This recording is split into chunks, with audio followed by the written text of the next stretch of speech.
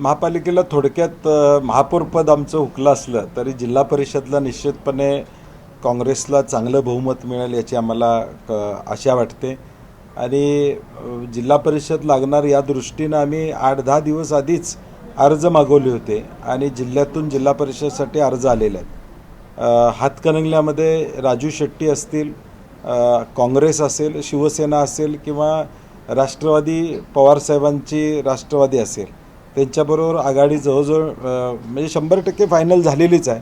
फक्त सीट कुठल्या ठरवायच्या ह्याचा अंतिम निर्णय व्हायचा आहे। शिरोळमध्ये स्वाभिमानी शेतकरी संघटना, राजू शेट्टी आणि गणपतराव दादा आणि तिथली शिवसेना ह्यांची आघाडी फायनल झाली आहे। दोन्ही तालुक्यामध्ये वंचित देखील आमच्याबरोबर काही जागांवर असणार आहे, फक्त जिल्हा परिषद का पंचायत समिती अशी चर्चा चालू आहे। त्यामुळे दोन्ही तालुक्यात वंचितसुद्धा आमच्याबरोबर त्या ठिकाणी असेल। गडिंग्लजमध्ये सुद्धा विजय देवणेंनी सगळ्यांना बरोबर घेऊन तिथली चर्चा अंतिम स्वरूपात त्या ठिकाणी आणलेली आहे। म्हणून ज्या ज्या तालुक्यामध्ये आम्हाला आघाडी करणं शक्य आहे तिथं आघाडी करून आम्ही निवडणुकीला सामोरं जातो। राष्ट्रवादी शरद पवार गटाची नाराजी तुमच्यावरची अजूनही दूर झाली नसल्याचं दिसतंय? नाही, मला काय माहीत नाही, त्यांचा काय मला संपर्क नाही, त्यामुळे मला माहीत नाही नाराजी आहे का आनंदात आहेत माहीत नाही। नाही, मी काय, कारण की मला आता मी महापालिकेच्या निवडणुकीत सुद्धा बोललो होतं की जे घटक पक्ष आहेत, जी इंडिया अलायन्समध्ये आहेत, त्यांच्यावर मी टीका करणार नाही, कारण मला परत पुढं कुठं ना कुठं तरी ते लागतात। एखाद्या ठिकाणी गैरसमज होतो, बाजूला जातात, परंतु जिल्हा परिषदला कदाचित ते आमच्याबरोबर असतील, कारण की आता हातकणंगल्यात ते आमच्याबरोबर आहेतच। त्यांचाच उमेदवार एक हातकणंगल्यातून त्या चिन्हावर आम्ही उभा केलेला आहे।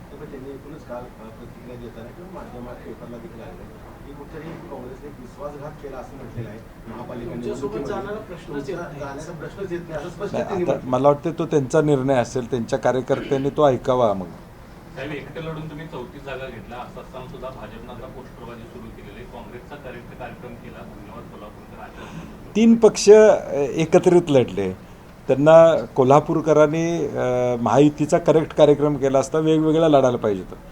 तुमची जर एवढी ताकद होती तर तुम्ही वेगळं लढायचं होतं, भाजपचा विस्तार करायचा होता, 81 वॉर्डात भाजपचं कमळ पोचवायचा प्रयत्न करायला पाहिजे होता, शिंदे गटाने देखील प्रयत्न करायचा होता, राष्ट्रवादीने। त्यामुळे आज ते काय बोलतात याच्यापेक्षा कोल्हापूर लोकांनी आणि आमच्या 5 सीटा ह्या 500 मताच्या आत पडलेल्या आहेत, म्हणजे 16, 100, 150, 200 अशा 5 सीटा आमच्या प्रामुख्यानं त्या ठिकाणी पडलेल्या आहेत। आणि मी मागच्याही पत्रकार परिषदेमध्ये सांगितलं होतं की एक निर्णयामुळे आमचे 2 वॉर्ड साधारणपणे आम्हाला त्रासात तांत्रिकदृष्ट्या, त्यामुळे हा विजय त्यांचा नाही आहे, म्हणजे लोकांची इच्छा आमच्या उमेदवारांच्या बाजूने होती। त्यामुळे ठीक आहे, आता तांत्रिक विजय झाला आहे, त्यांनी तो साजरा करावा आणि लोकांना डबल इंजिन काय असते, खरं असते का अस्तित्वात, ते कामातून दाखवून द्यावं असे आमचे। टीका करणं योग्य समजलं असतं, पण जे मित्र सुद्धा मी काय कोणी महापराक्रमी आहे समजू नये अशा पद्धतीची टीका मुश्रीफ साहेबांच्याकडून कुठं नाही, निधीसाठी आमची सत्ता आल्यावर मी म्हणलं होतं की निधीसाठी काय करायचं ते आम्ही निश्चितपणे या ठिकाणी करू, हे आम्ही ऑलरेडी सांगितलं होतं। त्यामुळे निधीसाठी काय त्यांच्याकडे जावं लागलं असता का विषय नाही। सत्ता आणण्यामध्ये तुम्ही म्हटलं की तांत्रिक विजय त्यांचा झालेला आहे, या तांत्रिका पाठीमागे जे मांत्रिक कारभारी आहेत ते पुन्हा सत्तेत आता येणार आहेत पाठीमागून, तर खरंच विकास होईल का पुन्हा येणे माझ्या मागे? नाही, म्हणून माझं काय म्हणणं होतं की मी माझा जाहीरनामा करताना अगदी विचारपूर्वक केला होता आणि माझ्याकडे प्लॅन होता 5 वर्षाचा।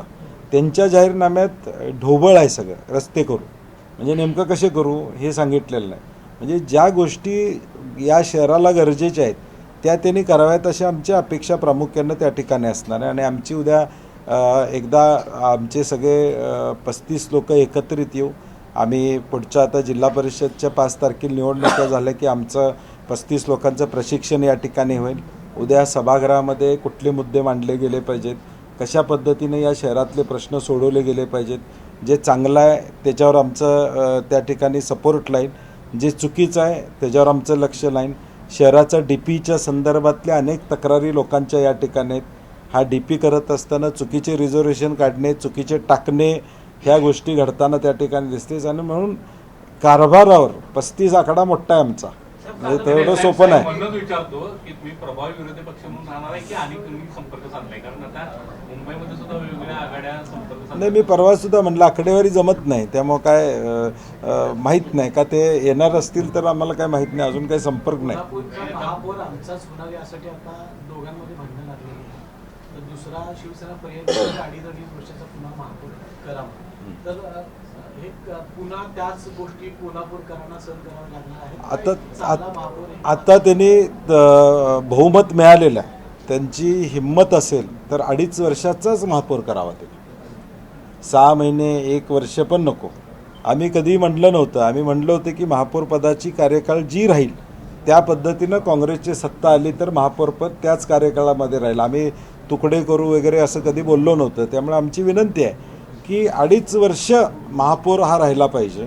आणि म्हणून भाजप, शिवसेना, राष्ट्रवादी कुणाला जे महापौरपद मिळेल त्यानं कृपा करून शहराला एक नेतृत्व व्यवस्थित मिळावं, त्या महापौरांना देखील काम करायची संधी मिळावी. कारण की वर्षाच्या महापौरपदावर पहिले 2 महिने सत्कारात जातात, शेवटचे 2 महिने राजीनामा मागण्यात जातात, काम 8 महिने होतं त्यातले सुट्ट्या. त्यामुळे आमची विनंती आहे की 2.5 वर्षाचा पूर्ण काळ हा महापौर पदाला द्यावा आणि चांगला कारभार त्यांनी करावा. आकडेवारी तुम्ही सांगितली होती की मतदान जी आकडेवारी काही तुमचे उमेदवार कमी मतानं पडलेली आहे, आता काही ठिकाणी पॅनेलमध्ये 1 ते 2च उमेदवार तुमचे निवडून आले, त्या ठिकाणी आम्ही अभ्यास करून म्हटला होता. अशी काही आक्षेपार्ह नाही, आक्षेपार्ह नाही, काही अपक्ष उमेदवार होते, त्यांच्यामुळं एक वॉर्डात आमच्या तोटा त्या ठिकाणी झाला. म्हणजे शिवाजी पार्कचं वॉर्ड कुठलं, किती नंबर तुमचा? 3 नंबरमध्ये. 3 नंबरमध्ये त्यांनीच एक अपक्ष उभा केला होता, त्याच्यामुळे त्यांनी एक 1200-1500 मतं घेतल्यामुळं आमचा तिथं पराभव त्या ठिकाणी झाला. ठीक आहे, हे आता मी आरोप हे करणार नाही, बोट दाखवणार नाही. त्यांनी त्यांची स्ट्रॅटेजी केली, आमची स्ट्रॅटेजी सुद्धा काही वॉर्डामध्ये तशी केलेली आहे. काल चंद्रकांत दादांनी असं म्हटलं आहे की काँग्रेस सोडून कुणाशी युती करा चालेल, काँग्रेस सोबत कुणाशी करणार, काँग्रेसच आहे इकडं. कारण मुंबईमध्ये शिंदेना बाजूला ठेवण्याचा प्रयत्न होतोय, जर शिंदे तुमच्याकडे आला तर मॅजिक फिगर जमू शकते म्हणून म्हटलं. नाही, मला वाटतं आज ती जी चर्चा करणार, कारण मुंबईत काय घडते मला नेमकं त्या ठिकाणी माहीत नाही की बाबा काय परंतु मराठी बाणा कशा पद्धतीनं दिसणार आहे याच्यावर मुंबईचं महापौरपदाचं गणित राहणार आहे. काँग्रेसची भूमिका काय राहणार आहे? मुंबईमध्ये शिवसेना एकनाथ शिंदेनी आपल्या सगळ्या नगरसेवकांना एका हॉटेलमध्ये नेमलं. तर आज सकाळी उद्धव ठाकरेंना मुख्यमंत्र्यांचा फोन केला अशा काही बातम्या आहेत, आणि त्यामध्ये असं म्हणतात की 2017चा फॉर्म्युला पुन्हा येणार का, तर हा नेमका काय फॉर्म्युला होता? नाही, मला वाटतं आता त्यांची फोनवरची चर्चा मला कळणार नाही किंवा काय झालं माहीत नाही, मला काय वाटत नाही तसं काही घडेल. परंतु एक धास्ती मात्र भाजपची घेतलेली आहे, त्याशी हॉटेलमध्ये ठेवणार कशासाठी? एका प्रश्नाचं उत्तर राहून गेलं. मगाशी विचारलं होतं 35 जागा मिळवल्यामध्ये काय भीम पराक्रम केला नाही असं मुश्रीफांनी म्हटलेलं आहे. मला वाटतं 35 जागा देणाऱ्या लोकांचा अपमान आहे, कारण की 35 जागा बंटी पाटलांनी मिळवल्या नाहीत, जनतेनं दिलेल्या आहेत. साहेब, कागलमध्ये जिल्हा परिषदेला महायुती विरोधात शिंदेची शिवसेना असं चित्र आहे. आपण कागलमध्ये शिवसेनेला सोबत घेऊ शकते काँग्रेस? आज त्याच्यावर बोलणं संयुक्तिक आहे, परवा दिवशी तुम्हाला कळेल. पण जे हॉटेल पॉलिटिक्स मुंबईमध्ये सुरू आहे त्यावर एकनाथ शिंदेचा दावा आहे की नगरसेवकांना एकमेकाची ओळख व्हावी म्हणून हॉटेल ते सरळ आहे की ते फोडू नये म्हणूनच त्यांनी त्यांच्या लोकांना बरोबर ठेवलेलं आहे. शिंदेच्या शिवसेनेला जर कोल्हापुरात महापौर पद जे आता मागता येते ते जर नाही दिलं किंवा काही पुढं त्यांच्यामध्येच मतभेद झाले तर काँग्रेस त्यांच्यासाठी आता काय जर तरच्या गोष्टीवर जाहीर बोलता येणार नाही, बॅकडोर चर्चा जाहीर कशी करणार? आज त्याच्यावर मी बोलू शकत नाही. आपण जसं ह्या विकारानं विचारतो की जर लोकांचे जर एवढे नगरसेवक आले असते ते जर आम्हाला अप्रूव्ह झाले किंवा आम्ही त्याला अप्रूव्ह झालो महापौर पण त्यांना दिला असतं, तर तसं शिंदे सेनेचे जर काही नगरसेवक आपल्याला बॅकडोर चर्चा फ्रंटवर कशी आणणार? अजून काय 2-3 दिवस अजून वेळ, अजून गॅझेट निघायचं आहे, महापौर पदाची तारीख निघायचं आहे, महापौरचं आरक्षण निघायचं आहे, फॉर्मेशन व्हायचं आहे, महापौर पदाचं आरक्षण निघलं पाहिजे, त्यात काय होते त्याच्यावर सगळ्या गोष्टी घडतील.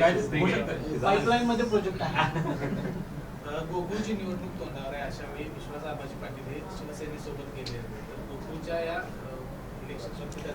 नाही, सध्या काय झालं की महापालिकेतनं जिल्हा परिषदमध्ये आलो आहे, अजून जिल्हा परिषदमधनं गोकुळमध्ये जायचं आहे, त्याच्यामध्ये मुलग्याचं लग्न आहे माझ्या, त्यामुळं थोडा वेळ द्या याच्यावर बोलायला. नाही, दुसरा एक प्रश्न होता की मुंबईत आता विहार भवन उभारलं जाणार आहे, त्या संदर्भात भाजप आणि जेडीयू सरकारचा जो निर्णय आहे तो निर्णय झालेला आहे. साधारणतः 25 ते 30 मजली हे भवन असणार असं सांगितलं जाते. काय एकूणच या निर्णयाकडे पाहता, कारण या सगळ्या निवडणुकीत मराठीचा मुद्दा जो आहे तो पुढे आला होता आणि मुंबईतच आता हे जे विहार भवन आहे ते नाही, मला वाटते बऱ्याच राज्यांची भवन तिथं राज्य उभारत आहेत, सरकार त्यांना कशी मदत करते हा महत्त्वाचा विषय आहे. आणि म्हणून सरकारनं सगळ्यांसाठी करत असताना एका राज्यासाठी एक धोरण किंवा दुसऱ्या राज्यासाठी असं न धोरण करता ती भूमिका घेतली पाहिजे. आमची सातत्यानं मागणी आहे की मराठी माणसं जी महाराष्ट्रातली तिथं मुंबईला येतात त्यांच्यासाठी काहीतरी व्यवस्था त्या ठिकाणी असली पाहिजे. मग कामाच्या निमित्तानं येतात, ट्रीटमेंटच्या निमित्तानं येतात, त्यांच्यासाठी म्हणून काही व्यवस्था करता येते का? मध्ये तसा एक प्रस्ताव होता, त्याच्यावर सरकारनं निर्णय घ्यावा. चला, महानगरपालिका निवडणुकीमध्ये महायुतीला तुम्ही एकाकी झोन तुम्ही खरं तर दिली. आता जिल्हा परिषद निवडणुकांच्या निमित्तानं देखील तशीच परिस्थिती आहे असं दिसतंय. कोल्हापूर शहरामध्ये फिरणं किंवा प्रभागात जाऊन प्रचार करणं थोडंसं सोपं होतं, मात्र जिल्हावर आता तुम्हाला एकट्या नाही का नवीन जिल्हा परिषद आमच्यासाठी नवीन नाही ना, 20-25 वर्ष आम्ही लढतोच ना, त्यामुळे त्याचं काही नवीन नाही. आता उलट वेळ कमी असल्यामुळं चांगलं आहे, पटपट लोकांच्यावर पोचेल. काँग्रेसचं चिन्ह लोकांच्यापर्यंत पोचलेलं आहे. महापालिकेमुळे एक वातावरण काँग्रेसच्या बाजूनं जिल्ह्यामध्ये झालेलं आहे आणि तुम्ही उत्साह बघताय तिकिटासाठी किती त्या ठिकाणी आहे. त्याचा फायदा महापालिकेच्या या निकालाचा फायदा निश्चितपणे आम्हाला या जिल्हा परिषद होईल. धन्यवाद. मुख्यमंत्री आज दावोसमध्ये आहेत, एखादी गुड न्यूज कोल्हापूरसाठी काही आणू शकतात का? आता त्यांनी परवा 7 MOU केले म्हणून सांगितलं. मी ते 7 MOU गुगल करून हुडका लागलो की कुठले MOU कोल्हापूरसाठी झाले, मला तरी सापडलेले नाहीत. त्यांनी ते परवा त्यांच्या इंटरव्ह्यूमध्ये सांगितलं होतं की 7 MOU झालेले आहेत, आम्हाला तर काही दिसत नाही. त्यामुळे ते दावोसमधून कोल्हापूरसाठी काय आणतील का शंका आहे. शक्तीपीठासंदर्भात काही शक्तीपीठाची आमची भूमिका कायम आहे. शेतकरी हिताच्या विरोधातला त्या ठिकाणी हा प्रकल्प आहे, शेतकऱ्यांना नको आहे, त्याला आमचा विरोध कायम आहे. नवीन अलाइनमेंट जे शक्तीपीठचं होतंय ते दाखवण्यामध्ये किंवा ते प्रोजेक्ट करण्यामध्ये गुप्तता पाळली जाते, तर जिल्हा परिषद नाही म्हणजे एक मला म्हणायचं असं आहे की ज्यावेळी एखाद्या प्रोजेक्टचा DPR होतो, DPR करताना विचारपूर्वक तो DPR होतो. 4-4 वेळा तुम्ही अलाइनमेंट बदलत असतील तर त्या प्रोजेक्टची गरज नाही. एखादा प्रोजेक्ट ज्यावेळी होतो त्यावेळी त्याचा DPR होतो, त्याचा सगळा विचार केला जातो. तुम्ही 4-4 वेळा अलाइनमेंट बदलता याचाच अर्थ या प्रोजेक्टची गरज नाही. जिल्हा परिषद निवडणुकांमध्ये याचा फटका बसेल म्हणूनच कुठेतरी हे नवीन नाही, हे अलाइनमेंट ऑलरेडी बाहेर आलेलं आहे, अनेक तालुक्यामधून ते जाणार आहे. आता तो मुद्दा निवडणुकीमध्ये पुढे येईलच. धन्यवाद.